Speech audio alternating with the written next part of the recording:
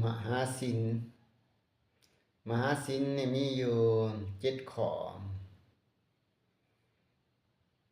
1. ภิกขุเว้นขาดจากการเลี้ยงชีพโดยทางผิด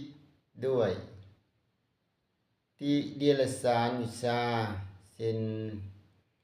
อย่างที่สมณพราหมณ์ผู้เจริญบางจำพวกสรรโภชนะที่เขาให้ด้วยศรัทธาแล้วยังเลี้ยงชีพโดยทางผิดด้วยเดรัจฉานวิชาเห็นปานนี้คือถวายอวัยวะถวายนิมิตถวายผ้าผ่าเป็นต้นทำนายผันทำนายลักษณะทำนายหนูกัดผ่าทำพิธีบูชาภัยทำพิธีเบิกแหวนเวียนเทียนทำพิธีหวานแกบบูชาภัยทำพิธีหวานหำบูชาภัยทำพิธีหวานข้าวสารบูชาภัยทำปริกรรมด้วยเลือดเป็นหมอดูอวัยวะดูลักษณะที่บ้านดูลักษณะที่หน้าเป็นหมอปลุกเสกเป็นหมอผี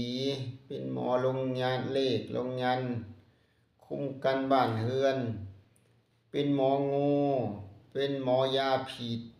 เป็นหมอแมงงอดเป็นหมอหักษาหนูกัดเป็นหมอทอยเสียงนกเป็นหมอทอยเสียงกาเป็นหมอทอยอายุเป็นหมอเสกกันลูกศรเป็นหมอทอยเสียงสัตว์ข้อนี้ก็เป็นศีลของภิกขุประการหนึ่ง 2. ภิกขุเว้นขาดจากการเลี้ยงชีพโดยทางผิดด้วยเดรัจฉานวิชาเช่นอย่างที่สมณพราหมณ์ผู้เจริญบางจำพวกสรรโภชนะที่เขาให้ด้วยศรัทธาแล้วยังเลี้ยงชีพโดยทางผิดด้วยเดรัจฉานวิชาเห็นปานนี้คือถวายลักษณะแก้วมณีถวายลักษณะผ้าถวายลักษณะไม้กระบองถวายลักษณะศาสตราถวายลักษณะดาบถวายลักษณะศรถวายลักษณะธนูถวายลักษณะอาวุธถวายลักษณะสตรีถวายลักษณะบุรุษถวายลักษณะกุมารถวายลักษณะกุมรีถวายลักษณะทาสถวายลักษณะทาสีถวายลักษณะสร้างถวายลักษณะม้าถวายลักษณะควายถวายลักษณะงัวอุสุภะถวายลักษณะงัว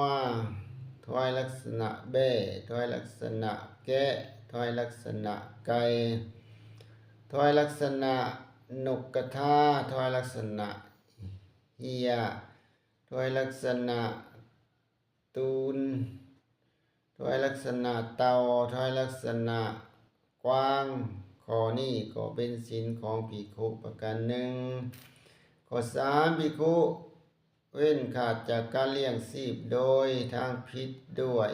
เดรัจฉานวิชาเช่นอย่างที่สมณพราหมณ์ผู้เจริญบางจำพวกสรรโภชนะที่เขาให้แล้ว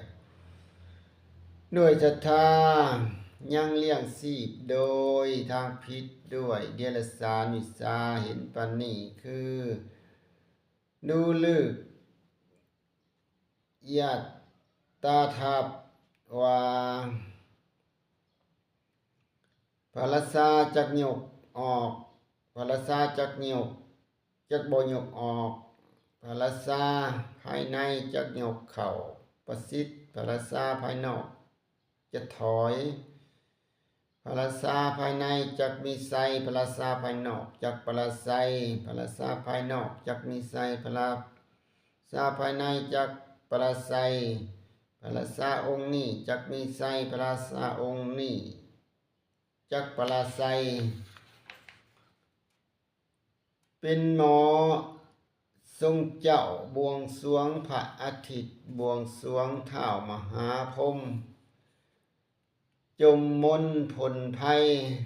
ทำพิธีเชิญขวัญขอนี้ก็เป็นศีลของภิกขุประการหนึ่ง7ภิกขุเว้นขาดจากการเลี้ยงชีพโดยทางผิดด้วยเดรัจฉานวิชาเส้นอย่างที่สมณพราหมณ์ผู้เจริญบางจำพวกสรรโภชนะที่เขาให้ด้วยศรัทธาแล้วยังเลี้ยงชีพโดยทางผิดด้วยเดรัจฉานวิชาเห็นปานนี้คือทำพิธีบะทำพิธีแก้บะจมมนต์ไล่ผีสอนมนต์ป้องกันบ้านเฮือนทำกระเทยให้กลับเป็นผู้ชายทำผู้ชายให้กลับเป็นกระเทยทำพิธีผูกเฮือนทำพิธีบวงสรวงพื้นที่พ่นน้ำมนต์หดน้ำมนต์ทำพิธีบูชาภัยปรุงยาสำลอกปรุงยาถ่ายปรุงยาถ่ายโทษเบื้องบนปรุงยาถ่ายโทษเบื้องล่างปรุงยาแก้ปวดหัวหุงน้ำมันหยอด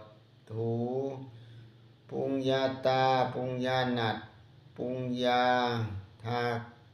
กัดปรุงยาทา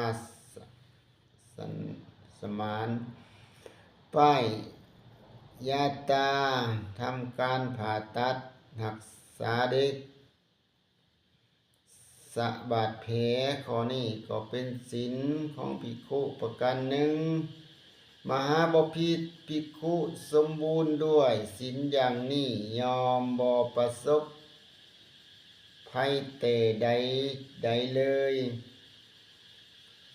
ย้อนว่าศีลสังวรนั่นเปรียบเหมือนกษัตริย์ผู้ได้มูละท่าพิเศษกำจัดราษฎร์ศัตรูได้แล้วยอมบ่ประสบภัยแต่ใดย้อนราษฎร์ศัตรูนั่นมหาบพิตรภิกขุสันนั่นแลสมบูรณ์ด้วยศีลอย่างนี้แล้วยอมบ่ประสบภัยแต่ใดย้อนศีลสังวรนั่นภิกขุสมบูรณ์ด้วยอริยศีลขันธ์นี้ยอมได้เสวยสุข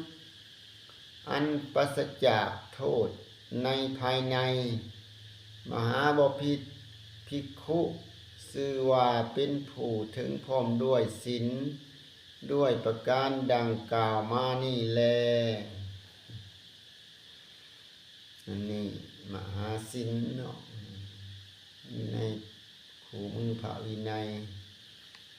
ความงามของสมณะ